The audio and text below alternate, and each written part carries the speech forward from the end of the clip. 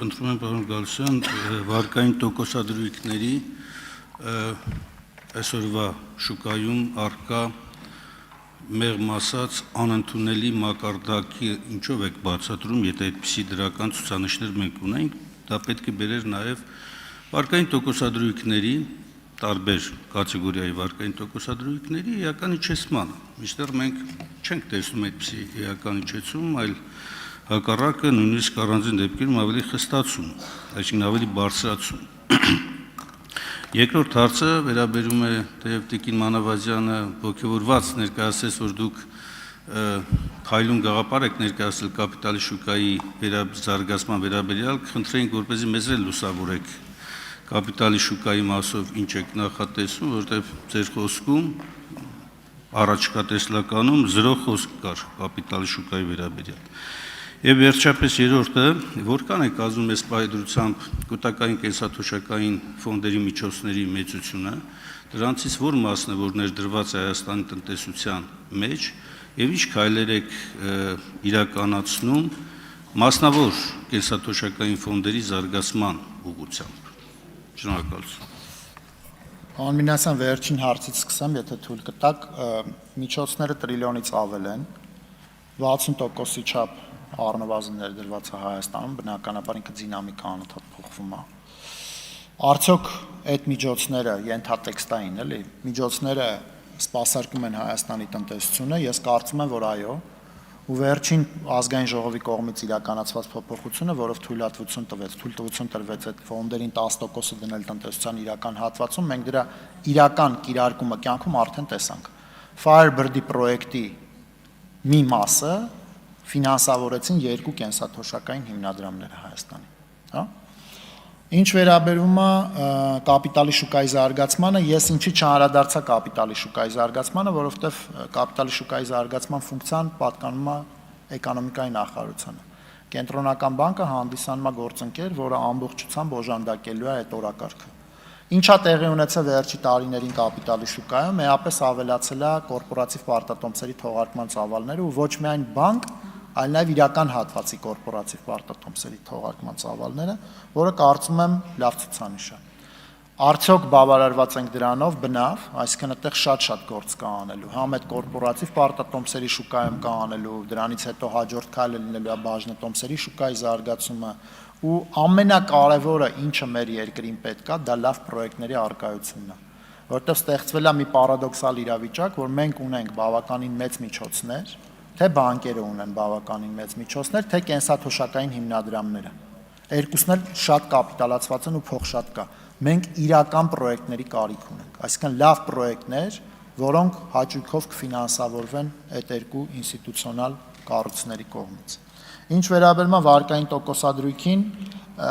այստեղ շատ է խոսվում, որ վարկային տոկոսադրույքները բարձր են, ես չեմ ուզում համեմատականներ ասեմ, օրինակ Վրաստանի հետ կամ Ղազախստանի հետ կամ Ռուսաստանի հետ, տարածաշրջանի հետ։ Այստեղ մի քանի ֆենոմենների համակցություն կա։ Մեր վարկային պորտֆելը վերջին 3 տարվա ընթացքում աճում է տարեկան 20%-ով։ Այսինքն մենք կൂട്ടակային որ նայեք, հսկայական պահանջարկի ֆենոմեն ունենք։ Այսինքն այդ պահանջարկի դեպքում գնի անկում մի քիչ դժվար է պատկերացնել։ Երկրորդը, մենք կապիտալի բուֆերներ ենք մտցրել, այսինքն բանկերի համար թանկացրել ենք փողի գինը։ Երրորդը, մենք ստեղծել ենք մի իրավիճակ իրար հետ միասին, որ սպառողական եւ հիպոթեկային վարկերը այսօր Հայաստանի Հանրապետությունում տրվում են հայկական դրամով։ Այսինքն դոլարային կոմպոնենտ այդտեղ չկա, որը նաեւ առաջացնում է որոշակի կառավարման բան։ Բայց որպեսզի ես ամեն անգամ այս մակրո պատմությունները չպատմեմ, ես նայել եմ միկրո թվերը ու երկու ուղղությամբ։ Միկրո թվերը նայել եմ մանր ու միջին բիզնեսի վարկավորման ու միկրո թվերը նայել եմ հիպոթեկային վարկավորման։ 25 թվականի ընթացքում հիպոթեկային վարկավորման շուկայում կար 9000 վարկ, որոնց տոկոսադրույքները նվազել էին, կար 3000 վարկ, որոնց տոկոսադրույքները աճել էին, եւ կար 60000-ին մոտ վարկ, որոնց տոկոսադրույքները մնացել էին անփոփոխ։ Այսինքն հատիկներով եմ նայել, որպեսզի մակրո պատկերը չունենանք։ Այսինքն կա իրավիճակ, որ նույնիսկ այդ պահանջարկի պարագայում փողի նվազեցման դեպքում մենք ունենք որոշակի շարժ, կա։ Տոկոսադրույքները արդյոք բարձր են թե չէ, այդ մի քիչ արդեն խոսակցության ուրիշ տիրույթի հարց է, Պարոն Գալստյան, բարձր տոկոսադրույքը, երբ որ ես ասում, նկատի ունեմ նաև Հայաստանի տնտեսության, շահութաբերության, եկամտաբերության հետ համեմատության մեջ դիտարկելու կոնտեքստում էլ, բայց տեսեք կապիտալ շուկայի մասով դուք ասում եք պատասխանատուն էկոնոմիկայի նախարարությունը, բայց մեգա ռեգուլյատորը դուք եք, կենտրոնական բանկն է եւ զարգացման թիվ 1 պատասխանատուն է, որտեղ հենց այդ հիմնավորումով է, որ մեգա ռեգուլյատոր եք դարձել դուք։ Եվ կոնցեպտի համաձայն պետք է վաղուց դուրս գար ձեր մոտից կարգավորման այս բլոկը, պրուդենցիալ կարգավորումը տարանջատվելով վերահսկողական ֆունկցիայից եւ պետք է մրցակցային միջավայր ստեղծել հենց ֆինանսական շուկայում, որպես կապիտալի շուկայի կարևորագույն գործիքներում մենք չենք տեսնում։ Դրա համար շատ կարևոր է, որ դուք ներկայացնեիք այդ մասով եւ վերջին հարցադրումը այնուամենայնիվ, պարոն Գալստյան, դուք կենտրոնական բանկին պատասխանատու տեսնում եք տնտեսական աճի ապահովման գործում, թե ոչ։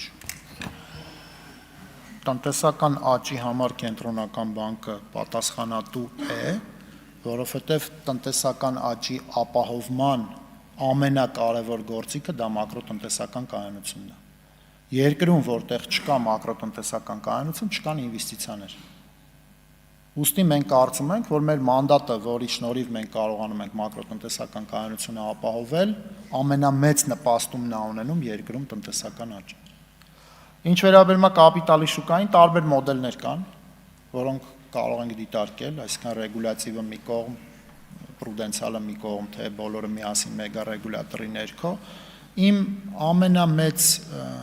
խնդիրը, որը ես տեսնում եմ, այդ ոչ թե կառուցակարգերի կամ մեխանիզմների ստեղծումն է, այլ իրական հատվածում իրական պրոյեկտների շահագրգռումը։ Որովհետև եթե մենք կարողացանք ունենալ ընկերություններ, ովքեր որ ռեալ այսօր պատրաստ են դուրս գալ համաշխարհային շուկաներ, ֆոնդային շուկաներ, չգիտեմ, Լոնդոն, Նյու Յորք, այդ կլինի շատ երանելի իրավիճակ ու ուտեղ մենք որևէ ֆինանսական խնդիր չենք ունենա։ Տոկոսադրույքների հետ կապված էլ, եթե դուք նայեք լավագույն պրոյեկտները, որոնք որ կան բիզնեսի առումով, շատ լավ տոկոսներով վարկավորվում են։ Բաժանորդագրվեք Արմատ մեդիայի ալիքներին սոցցանցերում։ Հետևեք մեզ նաև Armat Media AM կայքում։